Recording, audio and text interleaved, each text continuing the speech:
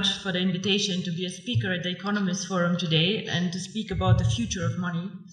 My name is Dr. Ruja Ignatova. I hold a PhD in law.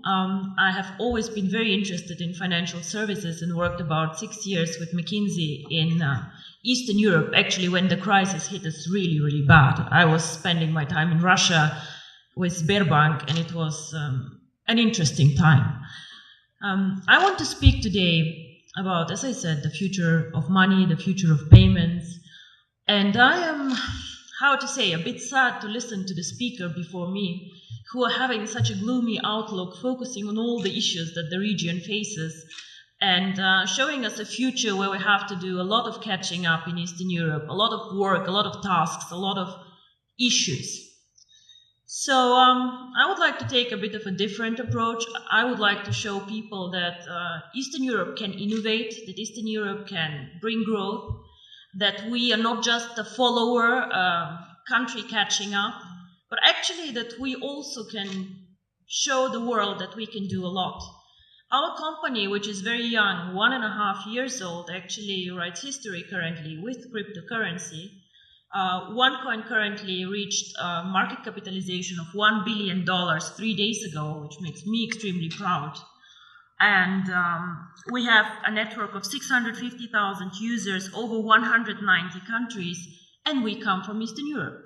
We started actually in this country, we had the idea in this country, and we do not only describe the future of money, actually we take a very active approach of shaping the future of money. So, Southeastern Europe is a very good place to live, and I'm born here. I have been not raised here the whole time, but I feel home here. But however, even we cannot take an isolated approach and see ourselves as an own microcosmos. The world is getting smaller and smaller. We are living in a world with globalization. Technology is developing at a speed that makes me dizzy sometimes, seeing what happens around us. And all the innovative companies like Facebook, Google, Apple, all of them, unfortunately, are either not even coming from Europe, or like we are just a follower and just saving all our money in Eastern Europe, which is a lot of money for us to go and to buy the newest iPhone outside. So with globalization, the world becomes much smaller, much more transparent, and the needs of consumer and of companies actually change a lot. We have a lot more needs for cross-border transactions.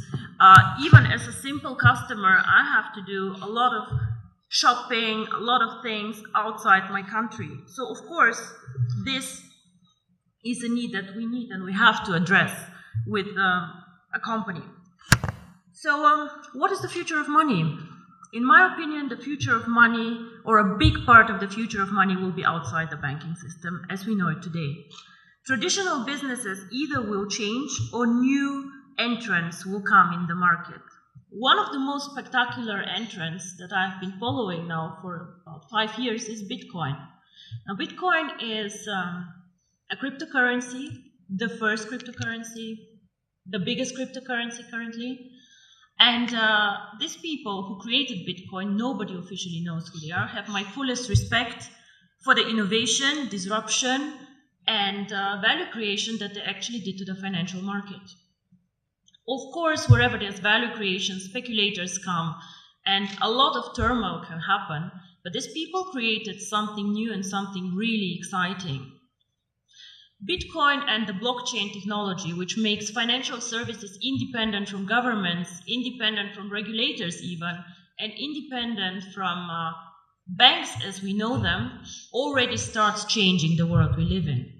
However, Bitcoin until now and the more sophisticated cryptocurrencies have been a payment system, an investment system for the either very sophisticated people out there with a very, very solid IT background, for the smart ones, or for the elite who has a lot of money and diversifies their portfolio with a new exotic investment like Bitcoins.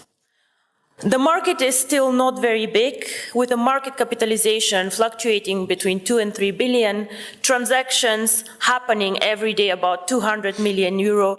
So we still have a lot of potential to grow in the cryptocurrency market, but we see a start. So we have been, or are we still an emerging market? I'm not sure what is politically correct to say, but emerging markets are out there. And we can speak about Latin America, we can speak about Asia, we can speak about Africa, extremely interesting market actually, which is like catching up now. And we can speak about also the small Asian countries. In all these countries, we have an issue that we also had here actually, a lot of people who are underbanked, unbanked, or just forgotten by the big players. Why? Because they're poor, because they have needs that are not that interesting in the transactions, or simply because some of these people do not have proper documents. I have been in countries where people, every one of them has a smartphone, but has no proper ID card. So how do these people bank? I have been in Singapore and seeing Indian people working very, very hard to support families in India. How do these people send money to their families and to their loved ones? Remittance business in Dubai, all the Filipinos working there and pushing economy. What do these people do? What they do is they either go to a bank to do foreign exchange, they go to a Western Union outlet, and they pay high fees. Because why? We as a financial sector charge always most the ones who are the poorest, who are like the ones with the needs that nobody else can serve. If you're an affluent customer, if you have a lot of money, the banks will fight for you, they'll give you cards for free, they'll do their best to make you happy. But the people out there, the mass customers, the ones who actually change the world, the ones who are working for economy, these people are underserved, underbanked, and I believe that cryptocurrency can change their life. And not only me, actually, I think Bill Gates believed the same and said that cryptocurrency can make a huge difference for emerging markets. So, what is really the future of money? I believe that if cryptocurrency is spread out there to the mass market, to people who can be made understand cryptocurrency, and as you say, cryptocurrency sounds very, very complicated, hidden, complex. Can I do it? If we manage to make cryptocurrency actually accessible to people out there who are smart enough to understand a smartphone, who are smart enough to move and to work in an Asian country, if we make it simple, we can become actually the next mass phenomenon, like Google, like Facebook, become a network of active users. Until now, cryptocurrency did not make the leap, in my opinion, because it is not user-friendly, because it's not easy to use for the mass market, and because people perceive it as very difficult. So the person or the company who makes it actually to make cryptocurrency easy to use, accessible in the markets that need it, and this is not the US, gentlemen, this is the emerging markets where people want to work with it, to use it. If we make cryptocurrency not only a tool for speculators and investors to make quick money, but make it usable, if we work on KYC, on documentation, on making it transparent and bringing cryptocurrency to the traditional world, with the regulators, by the way, the US actually government, 4 weeks ago, they said that cryptocurrency is actually in a status equal to commodities. So it means that actually cryptocurrency can be treated like virtual gold. Commodities is gold, is silver, platinum, and apparently bitcoins. So the future of money can be searched, I think, outside the banking system because we are still more flexible. We do not fight the issues that the banks have.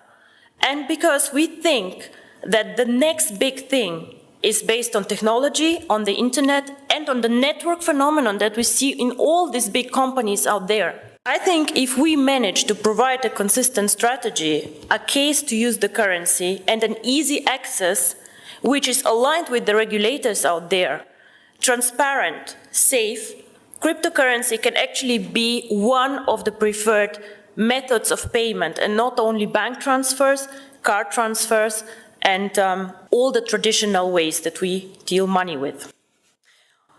My future, or my vision actually, is the one card, making cryptocurrency one currency like the euro, like the dollars, that you just can go and spend with your card, which can be a Visa, MasterCard, China Union Pay, whatever.